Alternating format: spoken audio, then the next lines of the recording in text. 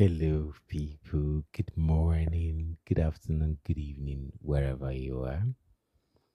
Um, you know, sometimes I think I would like to say I like to break rules a lot. No, not in a bad way this time around, but I think I don't like routines. And I'm beginning to see it as a pattern which I need to break. Yeah, it's not a good one.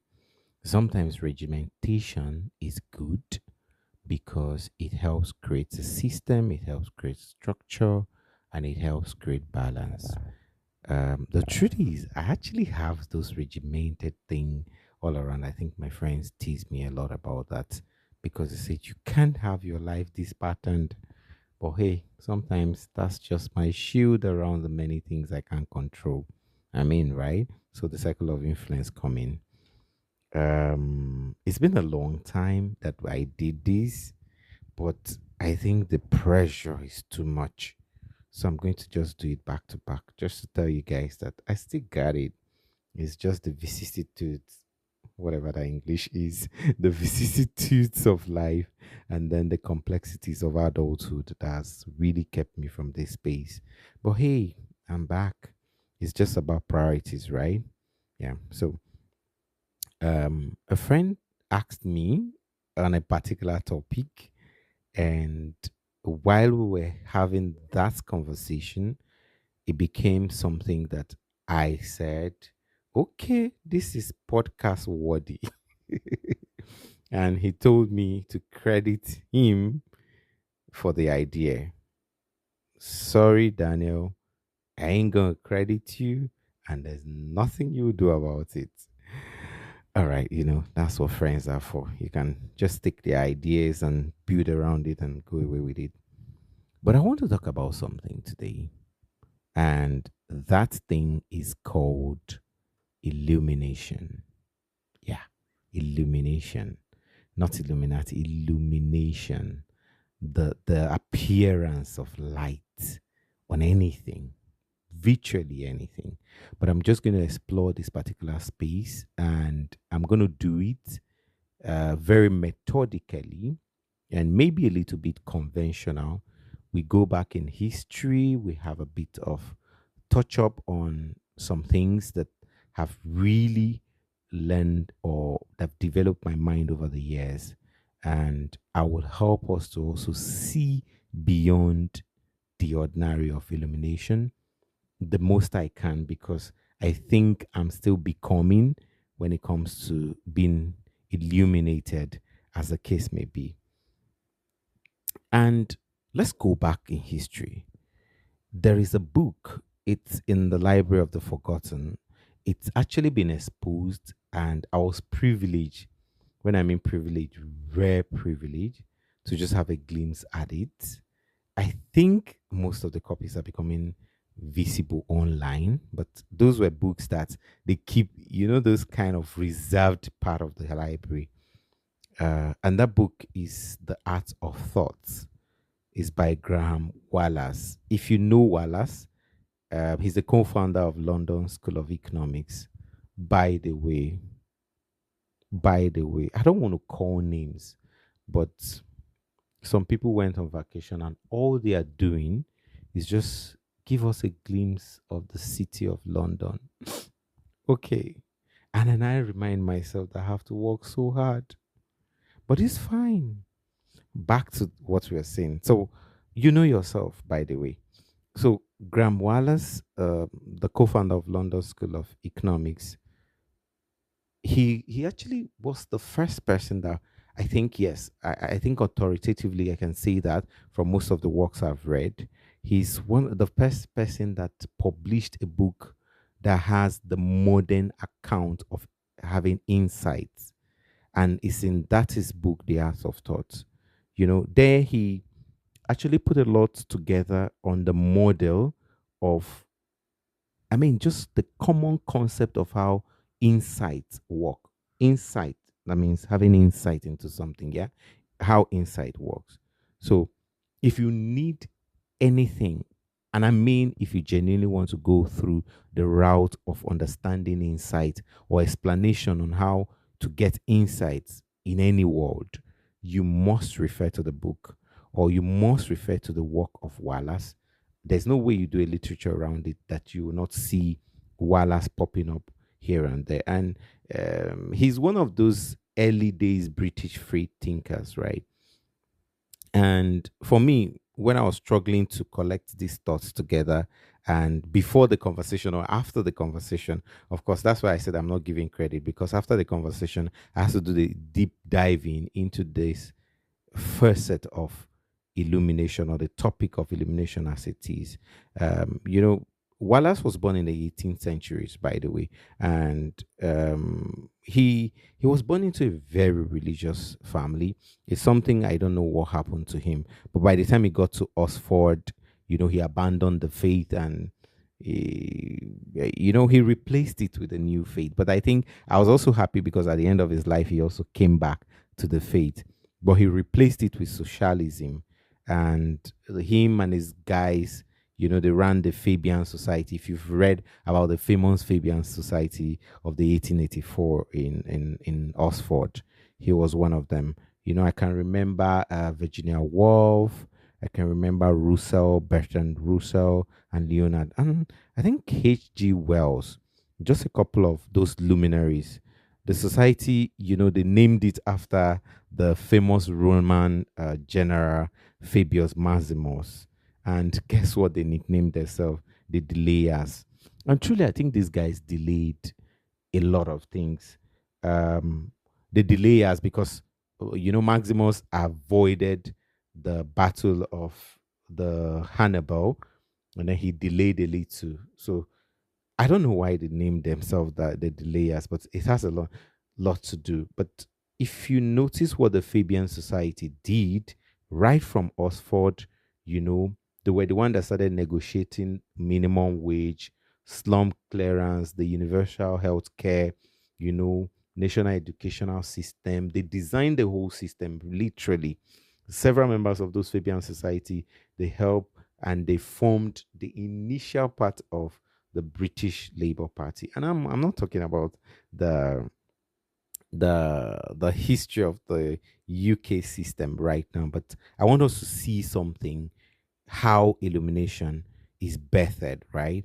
How the deep thinkers and everybody who come together to bring more light to the modern thinking of insight, right? Um, amongst the various identities that Wallace had, he was a psychologist, and he believed that psychology could improve society, which I had no doubt about that, right? He disregards a lot of theories, and he also said that, the theory that people behave rationally and based on their behavior, or calculating the cost of benefit on each possible course of action for people.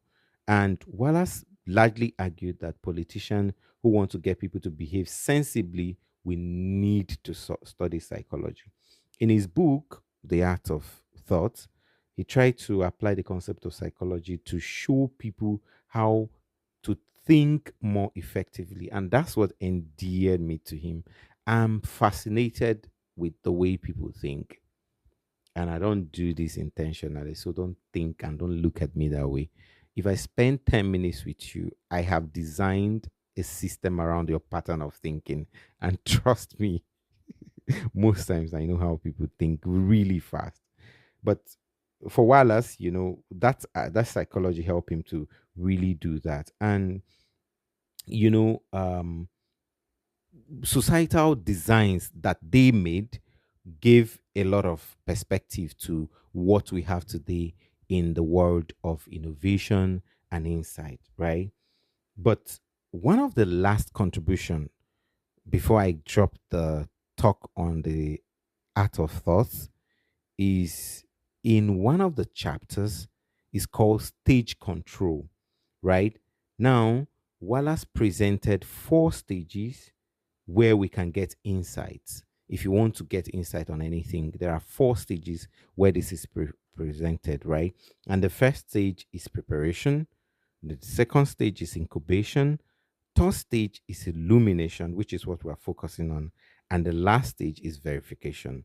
So I think that again, you prepare, you incubate, you get illuminated, and then you verify if that thought pattern has actually created the influence or exactly what you wanted to create. So during the preparatory stage, that's where we start investigating the problem, and we apply ourselves to analyzing what is really hard. We think about the consciousness of it, the systematic way which the problem is, but sometimes we it's fruitless if you are doing that preparatory stage. You might not want to shift early, but it is right after you have all that facts gathered together, then you move to the incubation stage. In that stage, we stop consciously thinking about the problem. So let me explain this. This is how it works. So I have a problem, and the problem is deeply rooted, right? Now, first, I analyze the problem, I disintegrate every bit and part of the problem. By the time I'm done with that, I allow it. No more thinking about the problem. Put it in the incubation stage. Now, it's your conscious mind that has worked on it. And you see why psychology is better for thinking, right? Your conscious mind is done working. Now you allow the unconscious mind to take over. And there's one of the quotes in Wallace's book that he talk about a physicist, in a German physicist, Hermann, who in, I think that was 1894, yeah, 1894, at the end of his career, he offered some reflection on this incubation stage, right? After working hard on a project, Hemhorst, or Herman, how they call him, he explained that happy ideas come unexpectedly without effort, like an inspiration. So far as I am concerned, for my own self, they have never come to me when my mind was fatigued. When my mind is fatigued, that's where ideas don't come. Or when I am at my working table, they came particularly readily during slow ascent of, maybe I'm on the woody hill, or I'm on a walk around the path where I just hear the birds chirping. And that's where I got the idea of birds have celebrities. Please don't judge me. I beg you, nobody to judge me on that, right? So when taking those long walks, empty walks, literally without anything, no phones, nobody to converse with, just me, and just admiring everything in beauty. Those moments, that is when the incubation, whatever has been incubated, will start bringing out solutions. So, and one of the advice that I can give from the stage of incubation is that let's seek more of mental relaxation and start thinking about the problem because you have incubated it, right? Avoid anything that might interfere with free working of the unconscious mind, such as reading serious material on those issues. And one of the quotes that stood out for me about the way insight or illumination come to us is this. He said, haunting the lucidities of life that are my daily beauty. Move a theme beating along my undiscovered mind. Beautiful, right? Now, when you're done with that phase of incubation, now comes illumination. Now, this is where your insight bursts forth, consciousness just come. And all of a sudden, it's a suddenness majorly. That's how it comes, right?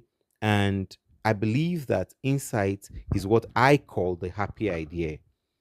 It is the culmination of a train of unconscious associations. These associations had to mature outside your conscious mind, and then it scrutinize itself until they are ready to surface. You see, when it's buried in the subconscious for a while, the scrutiny is not yours to do. But then when they're ready to go. So sometimes people could claim they have a sense of insight that was brewing in their mind, right? Insights basically start to make appearance in fringe consciousness. They come just gradually, giving you an intimation that the flash of innovation or illumination is nearby. At this point, the insight might drift away and not evolve into consciousness, or it might get interrupted by an intrusion that causes us to miscarry. Now, wait a minute. Wait a minute.